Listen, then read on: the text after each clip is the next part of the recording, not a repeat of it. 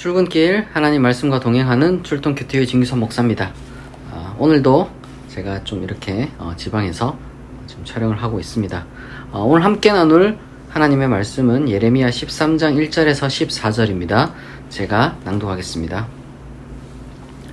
여호와께서 이와 같이 내게 이르시되 너는 가서 배에 띠를 사서 네 허리에 띠고 물에 적시지 말라 하시기로 내가 여호와의 말씀대로 띠를 사서 내 허리에 띠니라.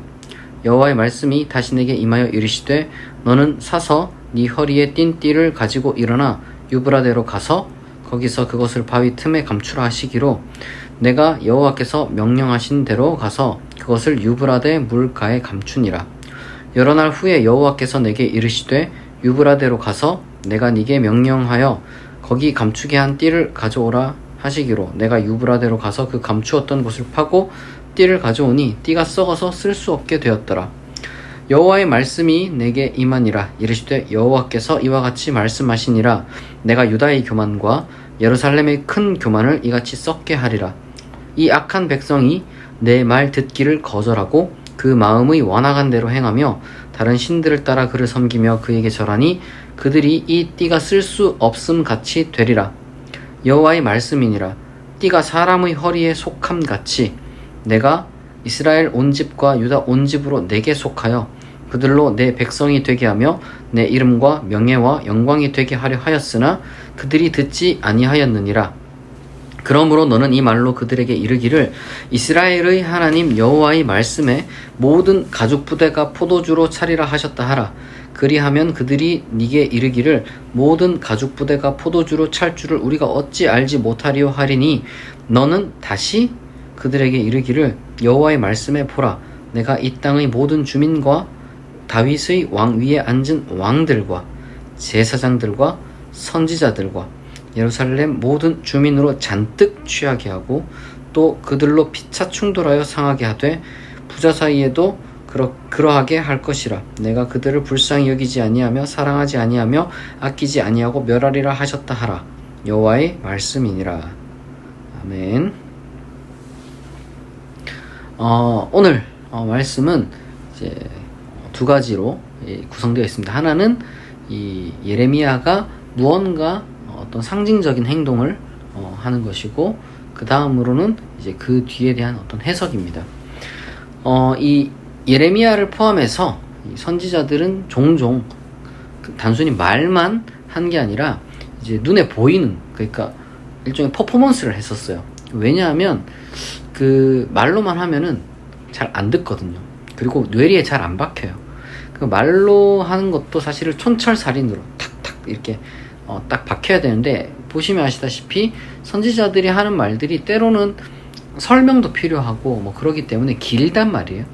그렇기 때문에 잘 안 듣습니다. 사람들이 뭐 요즘도 뭐 집중력이 뭐 점점 도둑을 맞았다거나 뭐 그런 얘기를 하고 이제 책 읽는 인구도 많이 줄었다고 하잖아요. 그러니까 이제 설교도 마찬가지예요. 설교도 길면은 아무리 좋은 설교도 잘 뭐 집중이 안 되죠. 근데 그거는 뭐 예나 지금이나 그래서 한 방에 탁 각인될 수 있는 그런 행동들을 선지자들도 했다는 거죠. 그 중에 하나가 오늘 한 것인데, 이 허리띠를 사가지고 이제 물가에 감춰뒀다가 며칠 뒤에 다시 꺼내면 이제 당연히 썩어 있을 거 아니에요. 그걸 들고 돌아다니면서 뭐라고 하냐면은 너희가 이 썩은 띠와 같이 될 것이다. 이렇게 이제 눈에 띄는 게 보이는 거죠. 그러니까 뭐 길거리에 썩은 띠 막 이렇게 들고 돌아다니면 뭐 안 볼 수가 없잖아요. 새로 샀는데. 그리고 이제 중요한 것은, 그래서 이러한 어떤 퍼포먼스까지 해가면서 예레미야가 지적하고 싶었던 게 뭐냐면은 바로 교만입니다. 교만. 지금 보니까 여러 가지 많은 어떤 죄악들을 지적했는데 오늘은 특히나 교만을 지적하고 있어요. 교만, 오만함, 교만함. 그런데 이 사람이라는 게요, 교만이라는 게 어떤 사람한테 있는 걸까요? 사실 실패하는 사람은 교만하기 쉽지가 않습니다. 대체적으로 무언가 이룬 사람이 교만해요. 어쨌거나 뭔가를 이뤘으니까 교만할 건덕지가 자기한테 있는 거죠. 나는 그래도 노력해서 뭔가 성취를 이뤘다. 이거는 내가 실패를 한 사람도 마찬가지예요. 어쨌거나 내가 실패를 겪었지만 기어이 내가 성공했다. 그런 어떤 소위 말해서 성공이라든지 성취라든지 업적이라든지 이런 것에 대한 경험이 있는 사람들이 교만합니다. 이 교만은 자동적으로 그렇게 인간에게서 나올 수밖에 없는 것인 것 같아요. 하나님을 우습게 알고 다른 사람을 우습게 알고 자기를 높이는, 자기의 의, 자기의 공로, 자기의 능력, 자기의 지혜, 여러 가지 많은 것들을 높이는 거죠. 우리가 사실 이 열등감이라든지 패배의식이라든지 절망감이라든지 이런 것도 참 문제입니다. 우울함이라든지 요즘은 또 워낙 비교의식 같은 게 우리를 파고들다 보니까 그러한 비교의식으로 인해서 우리의 삶이 망가지는 경우도 많이 있는데요. 중요한 것은 동시적으로 이 비교의식이라는 건 언제나 상대적이에요. 그러니까 누구 하나 나보다 잘난 사람 보면서는 열등감에 빠지고, 동시에 나보다 못한 사람 보면서 안심하거나 이러한 그래도 쟤보단 낫지. 근데 사실은 그거보단 조금 더 심각한 여기서 이제 지금 문제는 그저 그냥 자기중심적인 교만입니다. 성공한 사람들일수록, 무언가 어쨌든 해낸 사람들일수록 그런 교만이 자리 잡고 있어요. 그런데 여러분, 그런 교만은 결국에는 무너지게 되어 있습니다. 썩은 띠처럼 못쓰게 되어 있어요. 교만은요, 성경 전체를 통틀어서 끊임없이 지적되는 죄인데, 성경이 우리가 수천 년에 걸쳐서 쓰인 책이라고 이제 했을 때 인간의 교만이 안 고쳐진다는 거죠. 인류 역사가 진행되면서부터 이 교만이 인간을 망쳤다, 교만이 집단과 사회를 망친다는 것을 우리가 잘 알고 있는데도 안 고쳐지나 봐요. 오늘 한 번 더 그래서 지적을 하는 겁니다. 교만하면 여러분 큰일 납니다. 나는 교만하지 않은지 돌아봐야 돼요. 이 교만이라는 것을 고치는 방법은 간단합니다. 평소에 하나님께 감사하는 마음을 갖고 살면은 교만할 수가 없어요. 지금 여기 다른 신들을 섬긴 것에 대한 지적이 나오는데, 쉽게 말해서 다른 신들에 대한 섬김이 왜 교만과 연결되냐면은, 다른 신들은 나에게 능력을 달라고 이렇게 그렇게 하거든요. 그러니까 신들에 대한 감사가 있는 게 아니죠. 그런 사람들은 무언가 내가 신들에게 능력을 받아가지고, 내가 신들에게 선택을 받아가지고 어떤 일이 이루어졌다, 전쟁에서 이겼다거나, 대체적으로 이때는 전쟁 승리가 제일 컸어요. 근데 우리는 전쟁이 하나님께 속했다 이렇게 이제 고백을 하는데, 다른 이들은 어떤 그 신의 이름으로 내가 승리한 거예요. 그러니까 우리가 인생에 있어서 수많은 것들이 사실은 순전한 개인 능력으로 인해서 성취할 수 있는 게 많지 않거든요. 거의 없다고 보시면 됩니다. 우리는, 인간이라는 것은 자연의 일부이고 사회의 일부이기 때문에 저 온갖 상호작용과 우리가 감히 계산하고 예측할 수도 없는 어떤 그러한 그 결정된 요소들과, 그리고 우연들과, 이런 모든 것들이 복합적으로 작용해서 그 중에 노력도 있는 거예요. 근데 노력이 어떻게 정량적으로 측정이 안 되잖아요. 근데 그런 요소들을 다 제외하고 오로지 자기 노력과 자기 능력으로만 이루어졌다고 보는 건 교만입니다. 바보 같은 거고, 당연히 그 모든 요소들을 자리를 만들어준 어떤 하나님께서 책임과 어떤 하나님께서의 어떤 그 맡기신 그 일을 위해서 우리가 지금 무언가들을 이루어가는 것임을 우리가 이제 잊는다면 교만할 수밖에 없어요.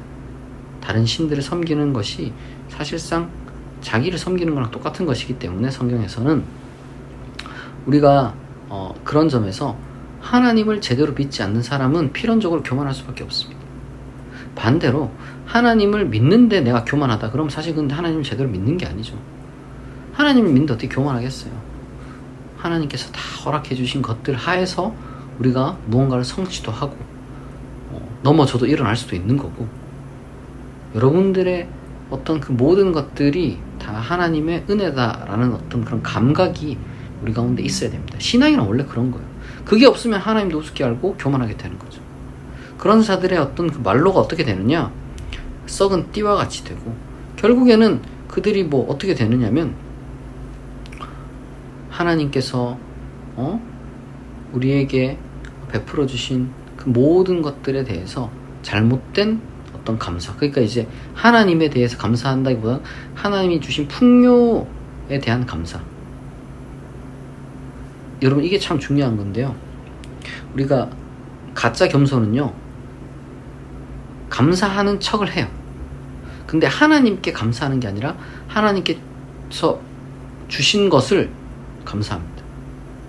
여기 보면 포도주가 찰 것이다, 가죽 부대. 그래, 뭐 차게 하겠지만 너희들이 그걸로 어떤 꼴이 되는지 봐라. 만취해가지고 개판 5분 전에 될 것이다, 이렇게 말씀하시잖아요. 가짜 겸손이 제일 무서운 것 중에 하나가 감사한 척을 하는 거예요. 감사한 척, 겸손한 척을 하는 거예요. 겸손한 척. 진짜 하나님께 감사한 마음을 갖는 것과, 그러니까 하나님께서 예를 들어서 어떤 성취를 주셨습니다. 어떤 업적을 이룰 수 있게 해주셨어요. 근데 그 성취와 업적, 뭐 승리, 성공, 이런 것들을 가지고 그 자체를 자꾸 이렇게 드러내는 거예요. 아유, 하나님이 내게 주셔가지고 내가 이렇게 성공했죠. 하나님이 뭐 이렇게 해주셔가지고 이렇게 승리할 수 있었죠. 자꾸 승리와 성취와 업적에 대해서 드러내는 거예요. 사실상 그걸 드러내면서 하나님 슬쩍 언급하지만 사실 그냥 그거는 자기를 드러내려는 거죠. 하나님을 드러내는 척 하면서 사실은 자기를 드러내는 거예요. 그런 사람들의 말로, 그런 사회의 말로는, 그런 교회의 말로는 여러분 아주 비참할 겁니다. 하나님께서 이 유다의 교만과 예루살렘의 교만을 썩게 한다고, 이 썩은 띠처럼 썩게 한다, 이렇게 말씀하셨어요. 따라서 우리가 항상 하나님께 감사하는 마음과 우리 스스로가 교만하지 않도록 우리가 마음을 항상 되돌아보고 그런 좀 뭐랄까, 그리고 또 가짜 겸손, 사실상 나를 드러내고 싶어서 안 달랐는데 내 말을 좀 이렇게 컨트롤해야지, 이게 위선이잖아요. 진짜 감사한 마음을 여러분들이 갖기를 바랍니다. 그것이 여러분들에게 복이고, 그것이 여러분들의 어떤 그 영혼을 또한 성숙시켜 주는 그러한 길임을 여러분들이 꼭 기억하시기 바랍니다. 그리고 또 여러분들 인생에 있어서 성공, 성취, 업적 참 중요한데요, 그게 전부가 아니라는 걸 우리가 또한 기억해야 될 것입니다. 하나님 앞에서 바로 서는 게 참 중요한 것이지, 우리가 인생에 있어서 살다 보면요, 성공하는 어떤 때보다요 실패한 때가 더 잦습니다. 인생에 있어서 100번 정도 도전하는 기회가 있다고 치면은 글쎄요, 한 성공을 한 20번 정도 하고 한 80번 정도 실패하는 게 인생인 것 같아요. 그렇기 때문에 물론 이게 뭐 비율이 딱 정확한 건 아닌데 그냥 말이 그렇다는 거죠. 그래서 사실은 의인은 7번 넘어져도 다시 일어난 사람이라고 하는 거예요. 넘어진 때가 더 많다는 거죠. 여러분들이 순간순간 일희일비하기보다는 인생 전체를 놓고 하나님 앞에서 바로 서고 하나님께 더 가까이 나가는 그러한 삶을 여러분들이 잘 이제 영위해 나가시기를 진심으로 축복합니다. 같이 기도하겠습니다. 하나님, 오늘 예레미야의 그 퍼포먼스를 통하여서 우리가 교만함이 얼마나 큰 어리석음과 심각한 결과를 초래하는지 우리가 묵상하였습니다. 우리가 교만하지 않도록 우리를 붙들어 주시고 항상 하나님 의지하고 하나님께 감사하는 참된 겸손한 사람 되게 하여 주옵소서. 나를 드러내기보다 나보다 또한 남을 낮게 여기고 하나님 앞에서 항상 다른 사람들을 섬기고 살아가는, 그리고 또한 승리와 실패, 성공과 좌절, 이걸 가지고 일희일비하기보다는 우리 인생 전체를 하나님 앞에서 놓고 살아갈 수 있는 그러한 성숙한 그리스도인 되게 하여 주옵소서. 감사드리며 예수님의 이름으로 기도합니다. 아멘. 여러분, 새 달이 시작되었습니다. 날이 많이 더운데요, 여러분 오늘 하루도 하나님께서 주시는 힘과 능력으로 여러분들에게 맡겨진 일 잘 감당하시기 바랍니다. 8월 한 달 정말 여러분 아무 사고 없이 형통하고 여러분들의 모든 기도 제목이 응답되는 또한 달이 되기를 축복합니다. 오늘 출동 큐티는 여기서 마치겠습니다. 내일 아침 6시에 다시 만나겠습니다.